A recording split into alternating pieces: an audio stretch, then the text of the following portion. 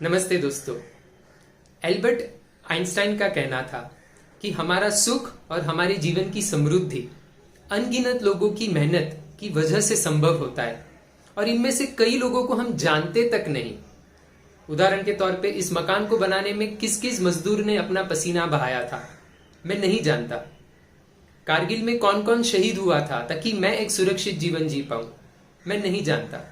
मैं जिस गार्डन में खेलने जाता था, मैं जिस स्कूल में जाता था, जिस अस्पताल में मेरा इलाज हुआ, इन सब के लिए किन किन छोटे बड़े लोगों ने डोनेशन दिया था, मैं नहीं जानता।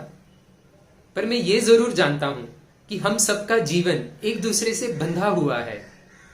एक हद तक हमारा सुख एक दूसरे पर निर्भर करता है और इसीलिए ये मेरा भी कर्तव्य बनता है कि और लोगों का जीवन ज्यादा समृद्ध कैसे हो, इसके बारे में मैं सोचूं और उसके लिए भी मैं भी कुछ करूं। तो समाज के हर तबके के लोगों के प्रति मेरी जवाबदारी है। पर मजदूर ये हमारे समाज का वो वर्ग है जिसको बहुत मेहनत करने के बावजूद औरों की तुलना में काफी कम पैसे मिलते हैं। इसीलिए मेरा मानना है कि एक विशेष रूप से मैं उनका ऋणी हूं और उनकी जरूरतें पूरी हो रही है कि नहीं, इसकी ओर देखने की मेरी जवाबदारी ज्यादा है। दूसरा मुद्दा, अनेक मजदूरों का जीवन देखने पे मुझे ये समझा कि वे गरीब है। उसका सबसे बड़ा कारण ये नहीं है कि वो आलसू है, काम नहीं करते या पैसे यहां वहां वेस्ट कर डालते हैं। इसका सबसे बड़ा कारण है कि हमारे आज की अर्थव्यवस्था में शारीरिक श्रम को ज्यादा पैसे मिलते ही नहीं है। एग्जाम्पल के तौर पे मेरी कॉलेज की मेस में जो युवा काम करते थे उसमें से एक से मैं बात कर रहा था। मुझे आश्चर्य हुआ कि वो 2 साल से पूना में था बट वो कभी भी सिंहगढ़ गया ही नहीं था। इनफैक्ट उसने पूना का कोई भी बगीचा, कोई भी थिएटर देखा ही नहीं था। वो रोज 14 घंटे काम करता था और 2 साल से लगभग अपना पूरा पगार अपने परिवार वालों के लिए गांव भेज देता था। अभी इससे ज्यादा मेहनत और अनुशासन की मैं क्या अपेक्षा उससे कर सकता हूं। मुझे यह एहसास हुआ कि अगर उसके जैसे मजदूरों का जीवन बदलना हो, सुधरना हो, तो फिर उन्हें ज्यादा मेहनत करने की जरूरत नहीं है। आजू बाजू के समृद्ध वर्ग को उनकी जरूरतों के प्रति ज्यादा सजग होने की जरूरत है। उनको थोड़ा और प्यार करने की जरूरत है। उनके भी काम के घंटों को कुछ मर्यादा रखने की जरूरत है ताकि वे भी अपने परिवार वालों को समय दे पाए, खुद को समय दे पाए। हाँ, उनको बेहतर काम सीखने चाहिए, बराबर है। पर आज भी जो काम वे कर रहे हैं हमारे फैक्ट्रीज में, खेतों में, मेस में, हमारे घरों में, उन कामों की भी तो हमारे समाज को बहुत जरूरत है। अगर ये सारे काम ना हो तो हमारी सारी व्यवस्थाएं ठप पड़ जाएगी। जस्ट इमेजिन कीजिए कि जो सफाई कर्मचारी हमारे बिल्डिंग में सुबह आते हैं, अगर वे लॉकडाउन में आना बंद कर दे तो हमारी क्या हालत हो जाएगी। तो मुद्दा है कि आज भी वे बहुत महत्वपूर्ण काम कर रहे हैं और इसीलिए उन्हें भी आदर मिलना चाहिए। उनकी मूलभूत जरूरतें भी पूरी होनी चाहिए। अब जाहिर सी बात है कि कोरोना के संकट की वजह से समाज के समृद्ध वर्ग को जो तकलीफें झेलनी पड़ रही है उससे कई गुना अधिक तकलीफ मजदूरों को झेलनी पड़ रही है। हमने देखा कि अनेक लोग कई 100 किलोमीटर चलकर अपने गांव वापस गए। कुछ लोग चलते चलते भूखे प्यासे मर भी गए। आज हम सब बहुत चिंतित हैं। तो कल्पना कीजिए कि जिनके पास कोई बैंक बैलेंस नहीं है, जो लोग अपने परिवार वालों से कोसों दूर किसी शेल्टर होम में समय बिता रहे हैं, उनके मन की व्याकुलता कितनी रहेगी। पर फिर भी वे लॉकडाउन का पालन करके समाज के प्रति अपना कर्तव्य निभा रहे हैं। कोरोना ना फैले उसके लिए अपना योगदान दे रहे हैं।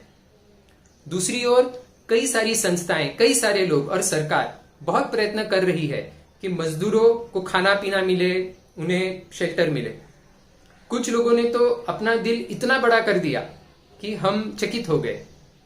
उदाहरण, जोधपुर में एक किसान वृद्ध जोड़ी ने जीवन भर जो मेहनत कर करके कमाया था वो पूरी पूंजी अर्पित करने का निर्णय लिया और 6,000 परिवारों तक राशन पहुंचाने का संकल्प किया। समस्या इतनी बड़ी है कि सिर्फ सरकार और कुछ संस्थाओं से बात नहीं बनेगी। इस समय हम सबके योगदान की हमारे समाज को जरूरत है।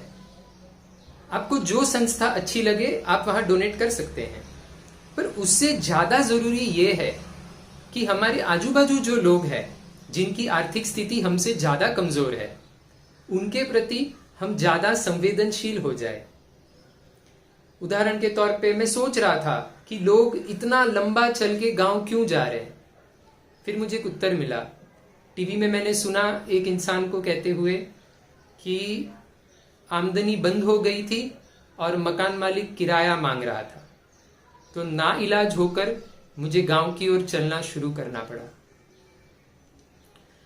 हम सभी लोग अगर हमारे दिल को थोड़ा बड़ा नहीं करेंगे तो कोई भी सरकार हमको इस आपदा से हमारे समाज को नहीं बचा सकती। दोस्तों, अगर ऊपर वाला है तो वो देख रहा है कि इस समय में हम कौन क्या कर रहा है, तो हम क्या कर सकते हैं। मेरे दिमाग में जो कुछ चीजें आई आपके सामने रखना चाहता हूं। पहला, आने वाले कुछ महीने आर्थिक मंदी रहने वाली है, हम सभी को परेशानी होने वाली है। फिर भी हम कोशिश करें कि जो लोग हमसे ज्यादा गरीब है उनसे हम ज्यादा बार्गेनिंग या भावतोल ना करें। हम हरदम दिमाग में रखें कि उसकी पैसे की जरूरत मेरे से ज्यादा है। तो जब हम किसी से कुछ खरीद रहे हैं या हमारे लिए कोई कुछ काम कर रहा है, तो हम कोशिश करें कि उसकी मेहनत का योग्य मोल क्या है, वो मैं उसे कैसे दूं, रादर देन उसकी मेहनत के बदले में मैं सबसे कम मोल कैसे दूं। दूसरा, हम कोशिश कर सकते हैं कि मजदूरों को हम समझाने की कोशिश करें कि गांव जाने की जल्दी ना करें, क्योंकि गांव जाने के बाद भी मोस्ट प्रोबेबली उनको वहां फिर से क्वारंटाइन में रहना पड़ेगा। तो पास का शेल्टर होम किधर है उसके बारे में हम उन्हें जानकारी दे सकते हैं। हमारे पास के शेल्टर होम की परिस्थिति में सुधार लाने को अगर हम कुछ कर सकते हैं तो हम अवश्य वे करें। और तीसरा, अगर हो सके तो लॉकडाउन के दौरान का पगार हम ना काटें।